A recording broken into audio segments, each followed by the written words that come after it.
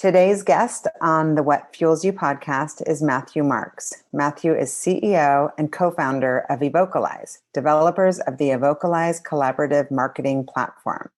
Evocalize technology connects businesses to execute marketing programs together that are not possible on their own. Matt has spent over 20 years at the intersection of marketing and technology and has a particular passion for using technology to make great marketing simple. Prior to founding Evocalize, Matt worked on the senior leadership team for Austin-based marketing technology company Bazaarvoice, the London-based strategy and consultancy PA Consulting Group, and on Oracle Retail Software Group. Matt has helped set advertising standards with the Interactive Advertising Bureau in New York and has an MBA from Babson College in Wellesley, Massachusetts. Welcome, Matt. So good to see you. Hey, Shauna. Great to be with you. Thanks for having me. Yeah, of course. Okay. So I know that you told me when we caught up that you have heard the podcast. So, we start with rapid fire. All right. Ready? What is your favorite outdoor activity? Hiking, backpacking. And what's the best region, in your opinion, for good wine? Walla Walla. Oh, interesting. I'm going to stick with local Washington. What wine do you like from Walla Walla? Oh gosh, everything. I've just grown. We've, since we've lived in Washington, we lived in Washington for the past 10 years. We've just grown super excited about Washington wines, and that area is we just have kind of developed a taste for it. I've done wine tasting there. Have you gone to Gramercy? I have. It's fantastic. I have to give a plug because those are our good friends. So. This is to Pam and Greg at Gramercy. Okay. Who is, in your opinion, the best college football team? Texas A&M University, Gigamaggies. Yeah. Should have been in the playoffs last year, by the way, to all the college football fans out there. Yeah, I'm sure. If you could be a famous athlete, which sport would you choose? Football. Oh, I'm a Texan. I'm a native Texan, so you can't break too far from your roots. And did you play football growing up? I played as a kid growing up, but I was a swimmer in high school and in college, which I was better at than football. But I didn't know you were so college athlete at A&M. Yeah, I swam some at A&M, and I was a high school swimmer in the state of Texas, and was a better high school swimmer than a college swimmer. I get it. But I wasn't good. I wasn't good enough to play football, which was kind of my first love. Swimming, I think, is safer. What are the three most important traits that you hope to pass down to your kids? It's a great question. It's not really rapid fire, but I'm trying to sneak it in. You know what? Hard work. So we're kind of on a break from in-person school where my kids are going to school right now. And so, my son is in the office around the corner, my 11-year-old son. And I tell him every day, hard work, right? So to me, hard work is the secret to everything. If you're not willing to work hard, it doesn't matter how smart you are, you're not going to win. So hard work, perseverance, and respect are probably the three that I would, in rapid fire fashion, tell my kids that I hope they have. I like that. I like this. Okay. Water or mountains? That's a tough one, especially now that I know you're a swimmer. Mountains. I just finished a 50-mile hike in the Goat Rocks Wilderness up in Washington. It was rad. We love the mountains. You're so hardcore. I kind of had a sense, but I didn't realize 50 miles. That's so fun. It's just insane. You get far enough in there, you can get away from people even today. Did you get blisters? And who'd you do it with? I have a kind of a group of kind of fellow business leaders in the area that in Washington, friends, really good buddies that we go every year. And there are kind of 8 of us or 10 of us that will go, but in any given trip, it's probably 3, 4, 5. So I went on this trip with a buddy of mine he's actually at a company called Second Watch. They're a local Seattle company that we went and did the Go Rocks trip. Wow. Very impressive. So you started saying, I know you're a native Texan. How do you define yourself like, what does that mean to you? I know that it's like a strong culture in that state. Yeah, I've traveled a lot. So I went to business school in Boston. I've lived in Seattle for 8 years, and so I've bounced around quite a bit. So I probably don't have. Maybe you can pick up a little bit of an accent, but I haven't heard it. I don't hear it at all. No. Someone said I hear your Texas accent the other day, and I was surprised by that. So,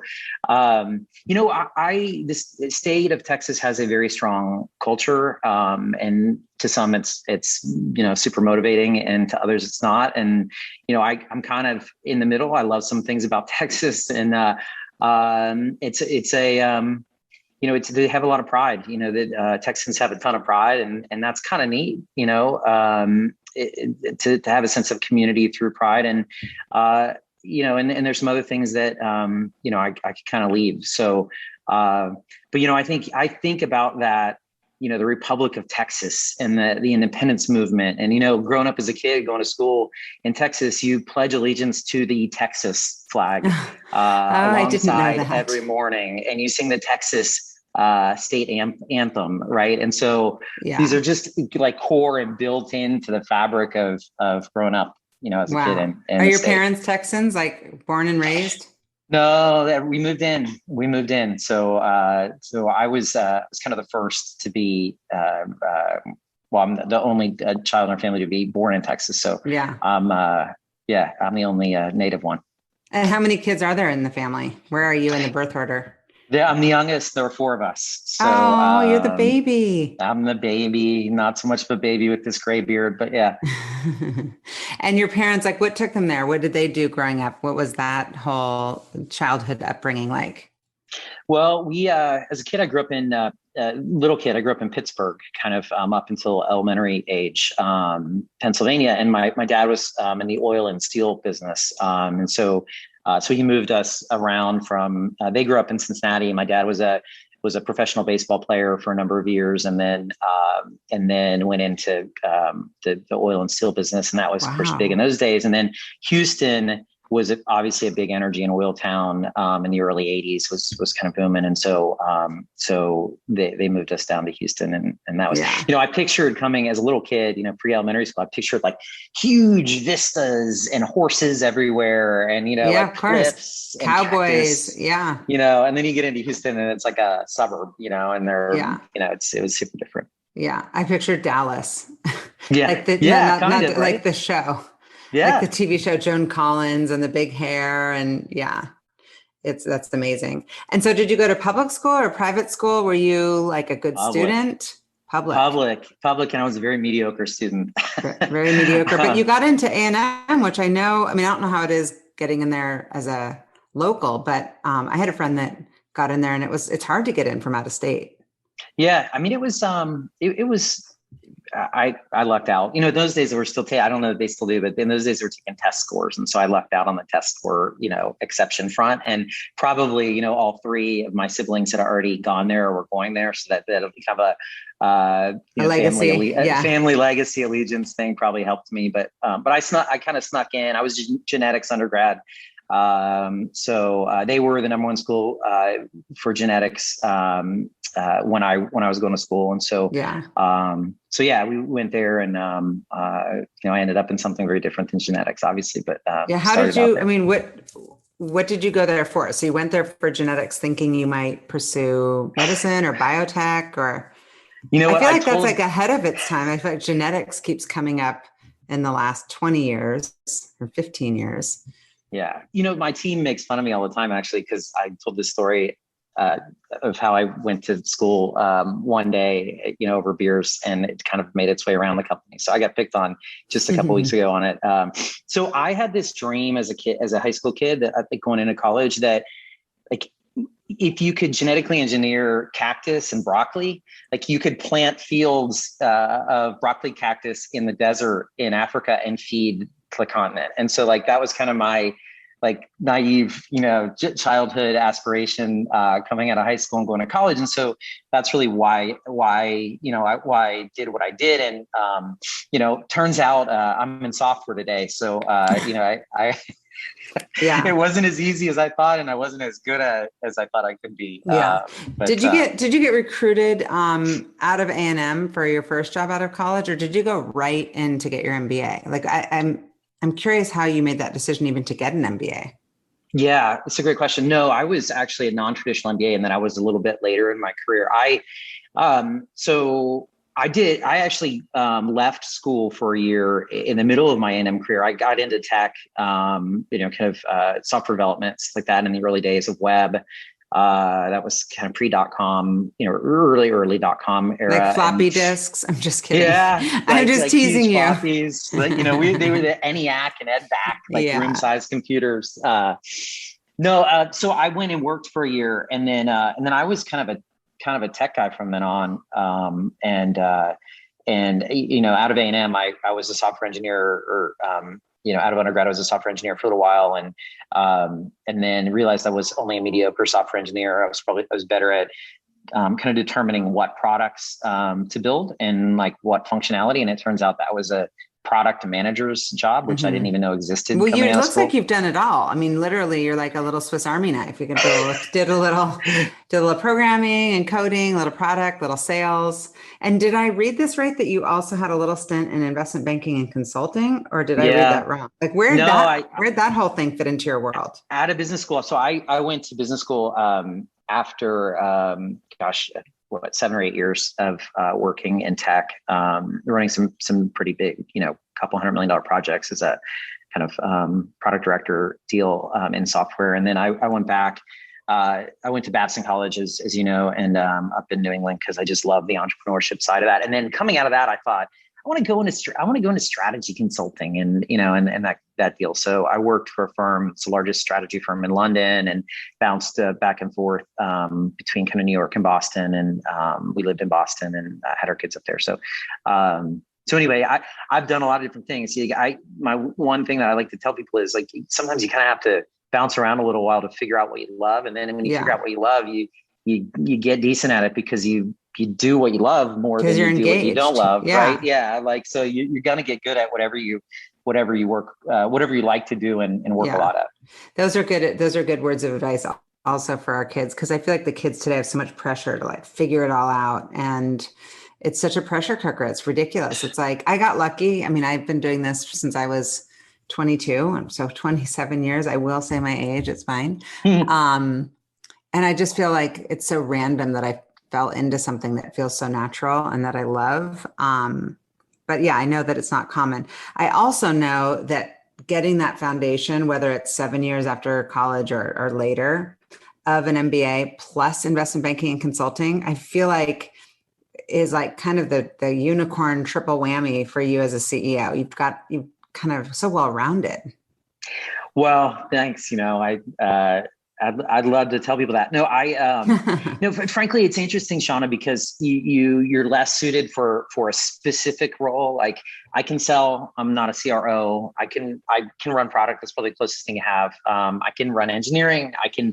Because I've done a lot of those different things, but the CEO is, certainly at our scale, and who knows at a larger scale, but like at our scale and a little bit larger, you're doing so many different things all the time that knowing a little bit about it, having done the job for a little while, helps, So we talk with investors and I bring up my kind of experience as an LP, the folks who invest in the venture capitalists who then invest in us and all that stuff, I think helps understand perspective a little bit. And so, like to your point, you tell the kids, right, like figure it out. Well, it took me a decade to get back to like software, which is really what, I think my kind of calling is. And so, sometimes it just takes a while, but sometimes it works out. Which of these roles kind of, you've worked at some really cool companies along the way. We mentioned some of them in your intro, have kind of prepared you most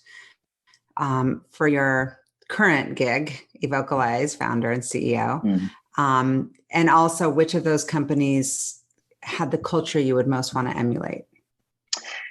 Uh, you know what? I have to give props to Brent Barton and Brett Hurd, who were the founders of my last company, where I was on the senior leadership team at Bazaarvoice in down in Austin. Those guys, like, they just are fantastic culture people, and built a machine. Built an organization that that had a greater purpose and a greater calling, and that was kind of to democratize people's voices or consumers' voices, so that, you know, when you bought a product or used a service, you weren't just hearing from the brand or the manufacturer, you were also hearing from the people who used the product. And that commonly was manifested in the product rating and review, which before them was limited to Amazon and a couple other little sites across the web.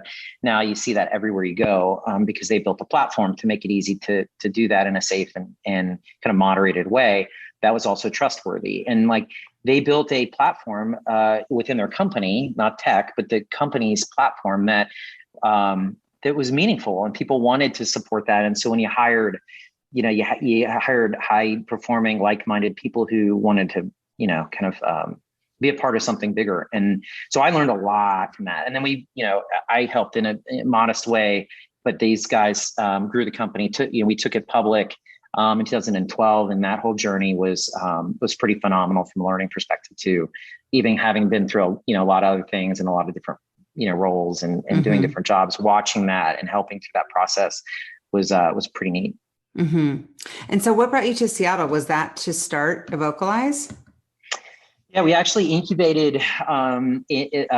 So we took the last company I was mentioning, Bazaarvoice, through the IPO process. And then 6 months later, to me, it was already 1,200 people. And it was a little too big for me at that point. So I broke off and started experimenting with what today became Evocalize. And I did that in Austin, actually, because Bazaarvoice is based in Austin. And so we incubated in the Austin Technology Incubator, which is associated with UT.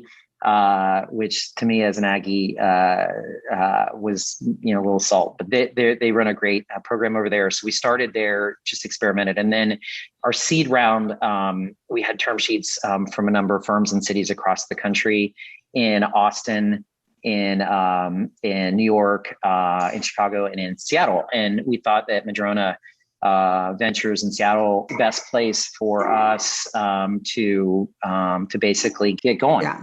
So how did you choose? And if there were to be an entrepreneur listening who's trying to choose who to partner with as an investor, what was your vetting process? Oh gosh. Well, I think, obviously you look at domain expertise and successes with similar companies. And I think that's super important. But I think the investor personality match is really important too.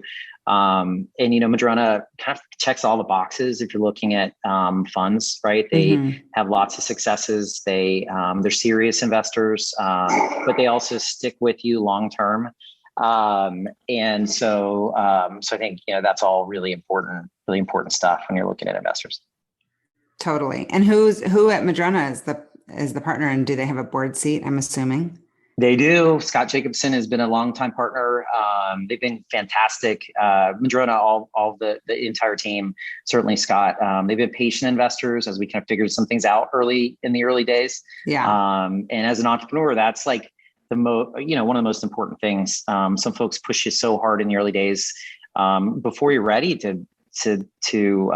before you really have product market fit to get out there, and that can be a tough thing, right? These guys are super, super patient and methodical. It sounds like. Methodical. And so when you talk about product market fit, what was the original idea and product, and how has that changed or pivoted over time?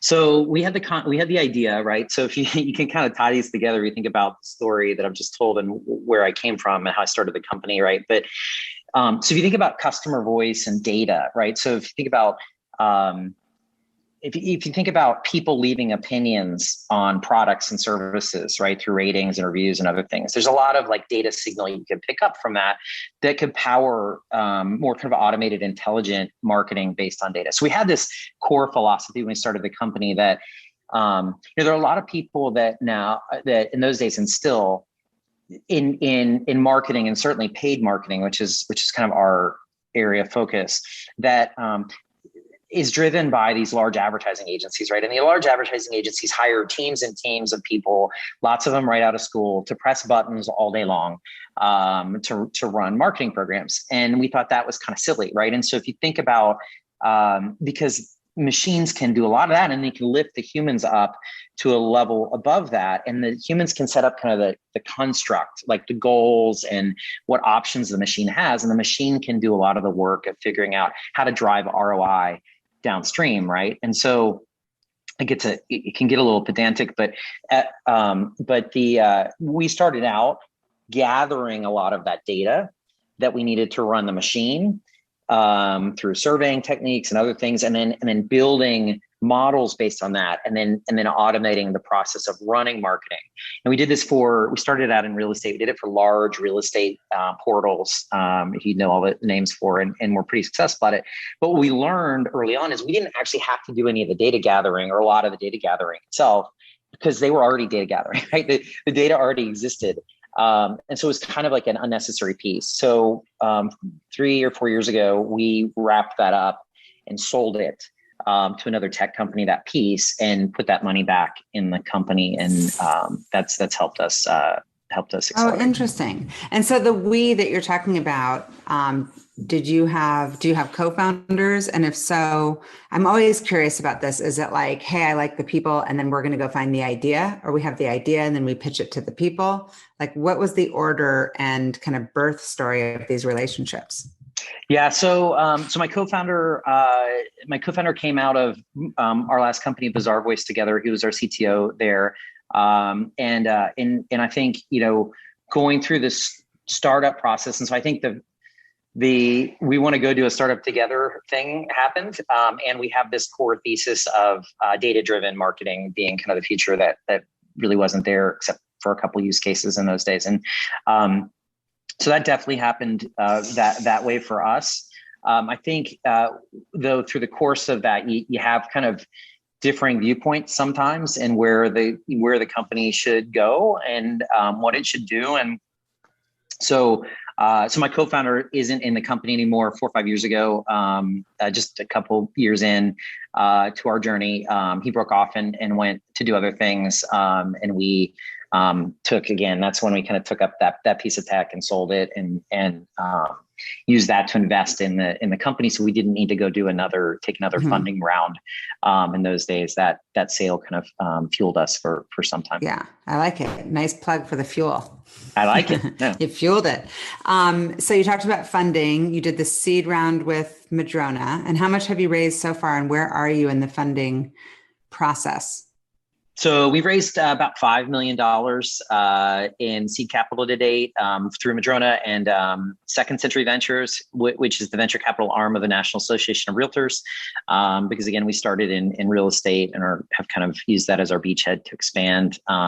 And so they've been great partners. We also have Habanero Ventures to fund out of Arizona. That's does a lot of commercial real estate investing and other things. And so. So we've raised a fairly modest amount of money to date. Now, frankly, we're I won't get into all the details, but we're now at a stage where it's time to pour fuel on the engine. And so, as you know, I think we talked about this in scheduling this.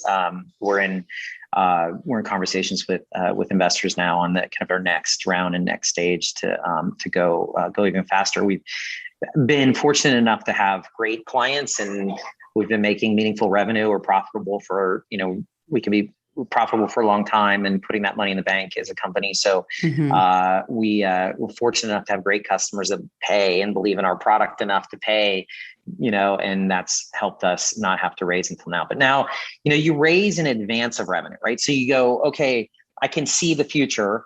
And we've booked, quite a bit of sales in the first half of the year, for instance. And so you're like, okay, well, you do a cost benefit trade-off. I think people get into this train where they just raise to raise because that's the thing to do. Totally.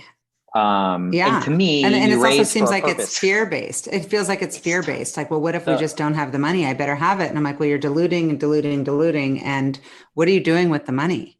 Yeah. Well, that's the thing. And I think it's ego based too, to some degree. And so you feel Totally. that in my position, right? So you look at, okay, you go out and raise 50 million bucks or 100 million bucks. That's great. If you like, feel like you can actually use that Yeah. and get a 10x return on that, the next few years. But like, the other side of that is that doesn't work out sometimes. Right. And that's And it's also like, how about we build a profitable company instead? That's right. So at least build a profitable company until we know we have really high conviction that when we put $1 in, we get 5 out. Right. Yeah. And so we have proof of concept. We have repeat customers. We have like less turnover, just like it's a smoother thing. Yeah. So that's a decision we made a little earlier this year. And so we're pretty deep in that process now, but it's a press the pedal kind of a moment, for us, as you know, working with us a little bit, as well. Yeah, it's super exciting. And so speaking of recruiting, how have you thought about it? Like, what's your strategy? And have you put some thought and effort into creating a diverse and inclusive environment? Yeah, to use you guys more, I think. I don't know, this is our strategy, hire experts. No, I mean, I think we're kind of at that stage now, right, where we doubled this year our staff already, and we'll double to triple next year. So you're kind of in that stage of we've used mostly external folks, including you guys, to help us bring on the strategic kind of leadership roles and key roles to date. And I'm proud to say, I think we're just somewhere right about 50% on our leadership team, women and men. So the gender diversity and split is there are some fantastic women leaders, powerful women leaders that folks throughout our company can kind of learn from and be guided from. And we're still working on kind of the more diversity. More diversity. Yeah. It's a challenge for a small growing company, right? Because you don't have time sometimes to wait, right? And so you have to fill a role or you can't grow. And so that's the balance we have right now. And we've made an effort. We certainly have some ethnic diversity, but we're working on it. It's a challenge that we. It's hard. I mean, we've been working on it really hard. We're starting to watch the metrics. And I think we're tracking it we're proud because we're doing about 35% of our placements, and we're tracking LGBTQ and BIPOC and vets, and it requires intention and it requires focus. I think it also is helpful to embrace this kind of potentially remote situation or hybrid. How are you guys looking at that through the pandemic and going back? Yeah, so it's an interesting story. Like, we actually were one of the first, if not the first, companies to shut down in Seattle as the pandemic started. The end of February, I think the last week of February is when we closed our physical offices in 2000. And that was frankly just because I have my sister's a professor of epidemiology at Johns Hopkins. And so, I bat phone called her and is this going to be a serious thing? And she said, yeah, like, get ready. So we're comfortable working remotely. But I don't love it. Right. I mean, I think the hybrid workforce is where we'd love to be longer term. We have some folks that are not, that are outside of our core hubs of Seattle, obviously is our headquarters. And then Austin, we have a growing office in Austin, Texas. I love for folks to be able to come in one day a week, or to come in more if they'd like, but to come in one day a week, if we can have them close enough, because I just think the culture of being around your colleagues. We've been doing it lately, one day, maybe 2 days a week. And I cannot tell you how much more we're getting done as far as the collaboration stuff, or just the quick, like, turn your head and ask a quick question. It is a thing, but from a recruiting standpoint and back to the diversity and inclusion thing, it does open up, obviously, a wider net to have more flexibility around like where the people are. I think some of the roles that you were hiring for us, in fact, you mentioned to our head of client success, hey, you might open this up to a more fully remote nationwide process. So I'm with you. I mean, it's just figuring it out, right? Everything's evolving. It's a new world. I think if I have a preference, I'd have someone, again, be regionally based. So Even if you're, an hour outside of either Austin or Seattle, you can come in once a week and have lunch with the crew, and we can whiteboard a little bit. Totally. We can talk about strategy. But that's not always true. We have folks in South Carolina. We have folks, that spend months in other areas too, that are from, say, Seattle or Austin, and travel and spend, our director of product spends summers in Spain. Wow. I love it.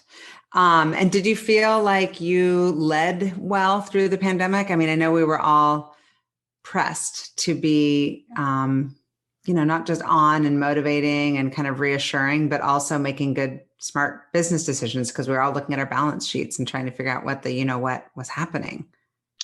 Yeah. It's a great question. I don't know that I can ever say that I did well. It's like beaten into me, but and you and I were talking the other day about everything in your life bleeds together in these times, right? And kids are trying to go to school remote, and everyone knows the drill because we all lived through it. But I think it was pretty natural for us to transition. Mm-hmm. I mean, it just wasn't. Fortunately, we're in a world, right, where everything's in the cloud, right? We didn't have any on-premise. The only disadvantage was, again, the ability we lacked the ability to get on a whiteboard and just, we like each other. I mean, the company kind of likes each other. And so you got a little lonely. But I think we did a pretty good job. Frankly, the team, for me, our leadership team did an awesome job. Like, for me, I kind of planted the seed, but it was the hiring that made it all happen, because we brought people in that were not only great at their job, but they were great emotional leaders and very emotionally intelligent. And so for instance, our head of client success is a great female leader, would organize digital happy hours every week, like a bunch of folks did, right? And then our head of finance, another great female leader, and so you get the community really pulls together of leadership. And that's what I think powered more of it than me as the single head. Yeah. And so it sounds like you hired some high EQ, but also kind of badass leaders. Are there attributes, if someone's listening and they want to apply and they want to work there, are there attributes that make somebody successful at Evocalize? Obviously data orientation and proficiency with like detailed data. We're a data oriented company. But I'll say responsibility, and the ability to work independently, the feeling of freedom and ownership and in the company and our mission and our future. Those are all things I think at a more of a behavioral level or meta level that make folks successful. The other thing is, our software is called collaborative marketing software, but really like that bleeds into our culture. The spirit of collaboration, because we won't stand for folks who you just won't work at Evocalize if you're not willing to collaborate. The whole concept of kind of politics or not my job, or I can't work in that environment. So I'm not going to lead a company that has that environment. And so we're a really open, direct, honest company culture, and that's pushed from the leadership, but it's also bottom up. Right. It's the entire company working together. We vet for it very strongly in our recruiting process. And there's some super skilled folks that we've not proceeded with, or who have joined and haven't worked out, that had been solely because of the cultural aspects. That's, to me, culture, that old, I think it's Peter Drucker quote, culture eats strategy for breakfast, probably overused, but like, I believe in that to my core. If you don't have the culture, like you can't do anything, because your strategy can change. I totally agree. So yeah, you've been knee deep in it. You've got your kids, you're kind of doing I guess we're not coming by coastal. We're doing the Texas, Seattle thing. You're climbing crazy hikes for 50 miles. You're doing all sorts of badass things. How do you balance it all? Like, what do you do to set yourself up for a good day or a good week, or does it change every day? Well, I do a couple little things. They're not super spectacular, but every day I do two things. I have coffee with my wife when I'm in town with my wife, which it's just something that like kind of level sets the day in the morning. And every other day it's a trade-off. And sometimes it's a not my day, your day. You're just getting out of bed first. And then so that's one. And then the more practical one, I think, is I try to write two things down every morning in my notebook before I log into my computer that I need to get accomplished that day, and not from a results perspective, but from an actions or activities perspective. Like, what do I need to do that day? So maybe it's, in the sales context, maybe it's make, 10 key calls or 5 key calls, so it's not about winning the deal. It's about the action or the process to get the momentum to get the momentum that leads to whatever it is at the end of the day. Yeah. Is that mixed in with some personal, or is it all just your notes are just around your business? It's mostly business. Yeah. Mostly business. Yeah. The personal stuff stays off the a different notebook. The written notebook. Yeah. Are there things that people, who are listening, or maybe some old friend from Texas is going to randomly listen to this? Are there things that anybody would be surprised to learn about you? I mean, I've learned a few things that I just didn't know. I don't know. I'm this weird mix of like geeky tech and like old school Texas, right? And so I love tractors. So that's something that people always laugh at. Even in Texas, in tech firms, people laugh at. I love tractors, old tractors. I like digging holes with tractors. I like planting trees. Like, I just like doing physical, getting your hands with machines. And getting into there. In fact, so last night I ran outside and we have some stuff being delivered, and the trees kind of had grown over in the new house that we're in, as you know, Shauna. And so I ran out and I took a chainsaw and I got a ladder and I just started like chainsawing, cutting limbs on the tree. And it was so satisfying to trim the tree up and cut them up. And anyway, it was just, so I love that kind of outdoor work with your hands kind of stuff. Yeah. And do you like to have goals around your physicality, like this 50-mile thing? Is there like always something kind of on the calendar to look forward to keep you focused? Or is it like a buddy will call and be like, hey, you want to go do this? And you're like, sure. And you're in a good enough shape to go do it. The longer hikes. So my buddies and I try and do one long, I think for the last 6 or 7, 8 years. Every summer we've done one long hike, right? Which is like, for us, there are people who do, way, way harder stuff than we do. But for us, a 40 to a 60 mile trip, which is kind of our sweet spot, somewhere in there every summer, whether it's Olympics or the Cascades or North Cascades or, Goat Rocks or in another state. It takes prep for me, right? I can't just hop out of bed in my mid 40s and do that. So I try to, set up a regimen every morning. I'll do an hour and a half, and then you progressively make it a little harder. And then by the end of the day, I'm that like weirdo with the full packed backpack with full weight on it, walking everywhere, including we've done a weighted vest.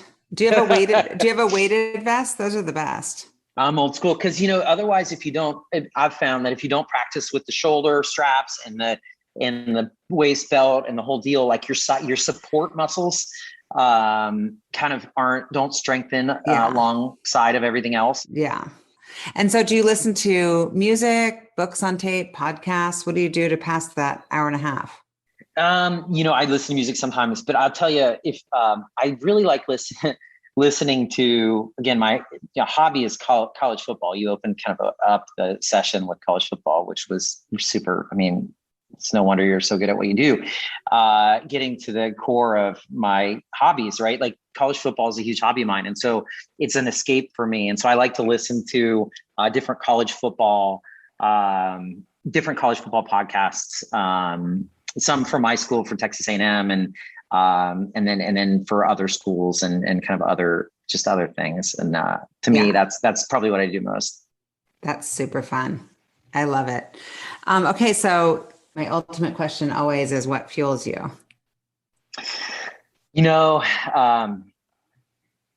I think the core of what fuels me is achievement.